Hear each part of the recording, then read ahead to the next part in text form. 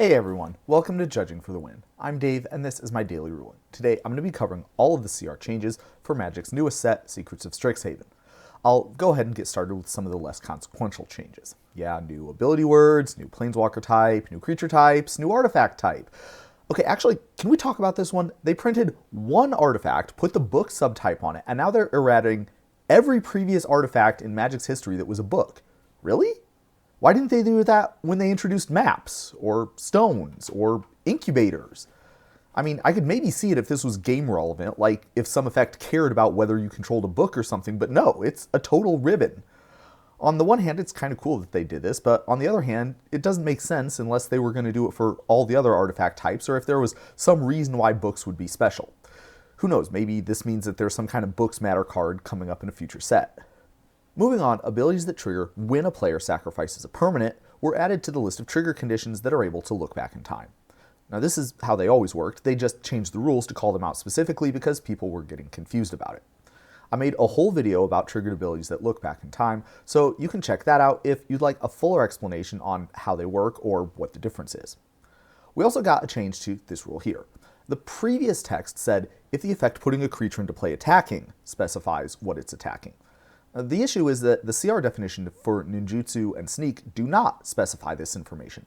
Rather, there's a separate rule that states that the creature that you put into play attacking is attacking the same thing as the creature that you return to your hand. The new text of 508.4a makes it clear that this rule does apply to cases involving these mechanics. And speaking of the sneak mechanic, there was a technical issue with the original text of this mechanic that was fixed in the new CR. If you'd like details, you can check out my video on the TMT Comprehensive Rules updates where I discuss the problem. There was another rule in the sneak section that was changed, but it's not clear to me what the significance of this change is, and WotC didn't mention this one in their update article, so I think that they just did it to sync sneak up with the wording that's used for other mechanics like evoke and harmonize. Next, we've got a few actual functional changes. This rule was changed so that it now properly accounts for hybrid mana symbols that include a colorless component. No, not a generic component, those were already covered. A colorless component. Next, Bruvak the Grandiloquent has a special rule that says how it works in various cases where you mill a card and then the game has you do something with the card that you milled. This rule has been expanded to account for effects that let you play or cast the milled card. The new wording parallels an existing rule that covers a related scenario involving linked abilities, which I like. Alright, now for a really big change. Imagine that you cast an Endless One choosing X equals 3 while you control Unbound Flourishing. When the time comes to activate mana abilities during the process of casting spells, you tap a Brass Infiniscope. How much life do you gain? Alright, so first, let's recall that the very last step in the process of casting a spell is for it to officially become cast. Any abilities that trigger while a spell is cast will trigger during this part, which happens after you tap the Brass Infiniscope. Furthermore, abilities can trigger any time regardless of priority or other timing considerations. They just don't get put onto the stack until a player would get priority. Now that said, there are two triggered abilities that trigger during the casting of Endless one from Unbound Flourishing that doubles X, and one from Brass Infiniscope that draws a card and gains life. Now, if we let the Brass Infiniscope ability resolve first, I don't think it should be too controversial to say that you would only gain 1 life, i.e. half of 3 rounded down. Having the Unbound Flourishing ability resolve first introduces an additional complication. Should the doubling of X apply to the life gain ability too?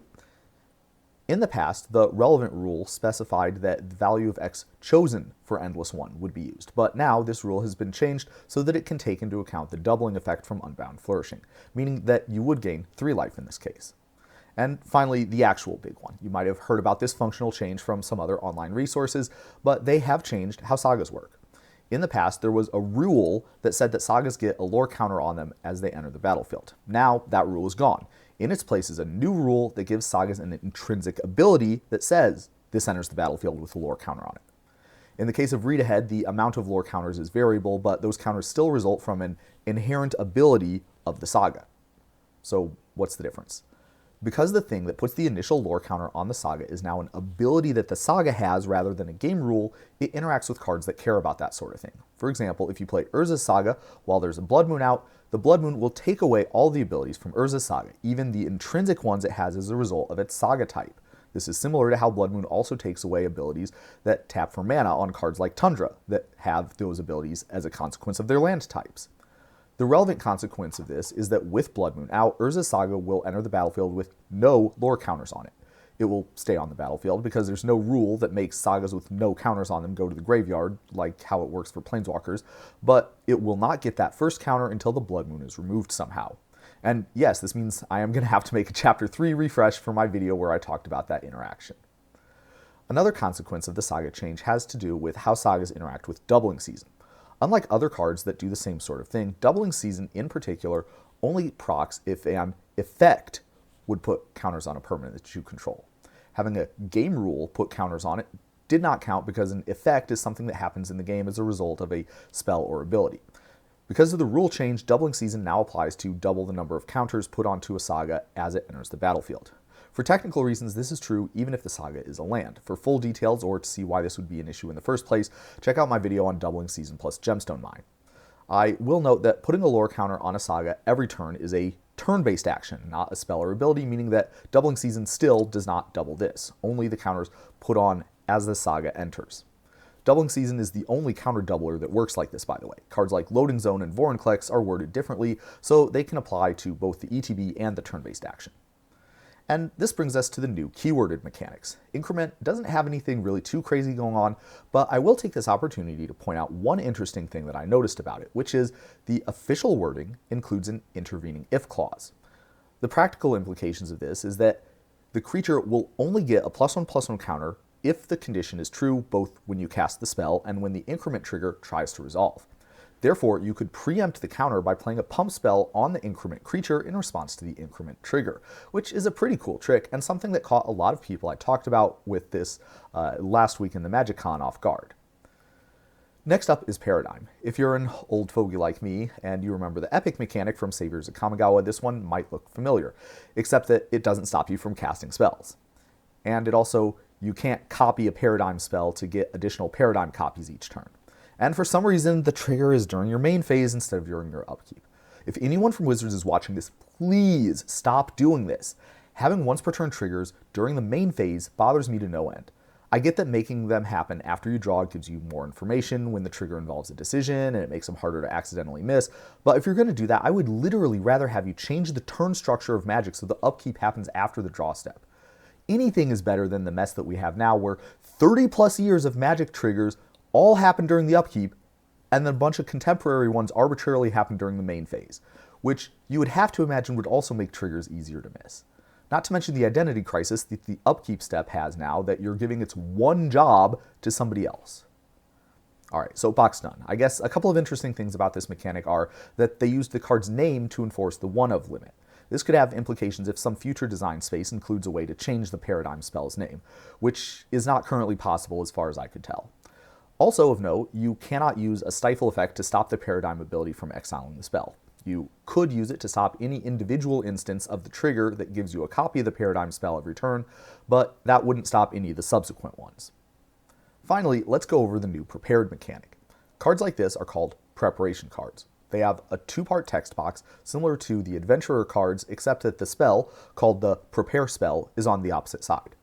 The high-level overview is summarized pretty well by the reminder text. While on the battlefield, if one of these creatures is prepared, you can cast its spell.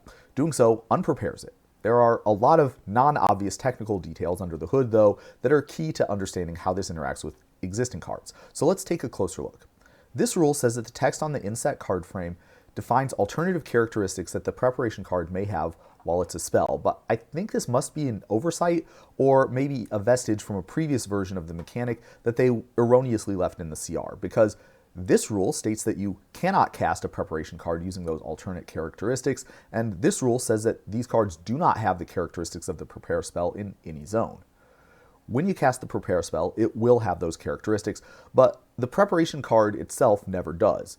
Maybe this is for like deck building considerations like in EDH where color identity matters, but all of the preparation cards have the same color identity for both parts.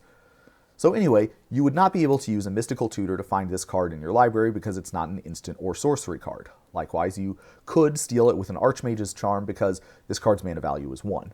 Even though the game does not ever consider the preparation card to have the characteristics of the prepare spell, those characteristics still exist and can be copied by other cards.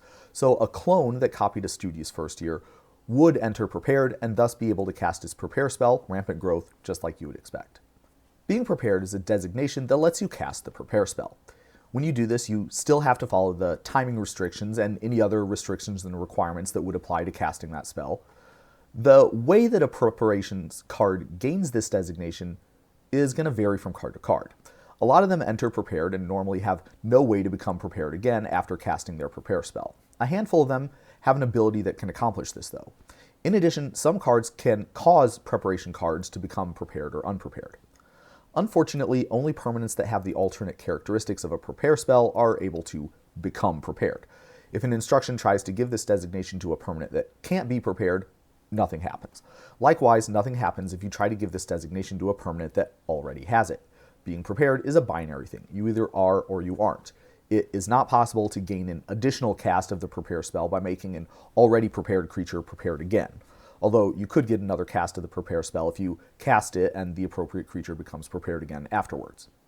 Interestingly, a permanent that has the prepared designation does not lose it unless you cast the prepare spell. So how does casting the prepare spell actually work? Well, as a permanent gains the prepared designation, its controller creates a copy of the prepare spell in exile. The controller of that permanent can cast that spell for as long as it exists. As long as the preparation permanent remains in play with the prepared designation, the copy in exile is exempted from the state-based action that would normally make it cease to exist. I've got to say, I'm not really a fan of how this specific part of the mechanic was executed. I and many of the people I consulted during MagicCon last week felt that this was a rather inelegant solution and would have rather seen the existing framework established by Garth One-Eye adapted for this purpose instead. Having a copy exist indefinitely in the exile zone rather than just popping into existence at the time it's needed seemed like a weird call to me. For example, do you think Soulless Jailer should stop you from casting prepare spells? Well, that's how it works, but it doesn't make a lot of sense to me. Should a Rift Sweeper be able to effectively unprepare an opponent's creature? Well, it can't, but that's only because a copy of a card does not count as a card, so it is not a valid target for Rift Sweeper's ability.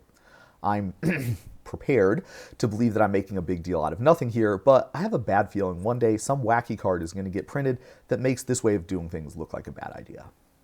Finally, although this doesn't really have to do with the CR, I'd like to turn my attention to a practical problem related to playing with preparation cards, namely how to indicate whether a creature is prepared.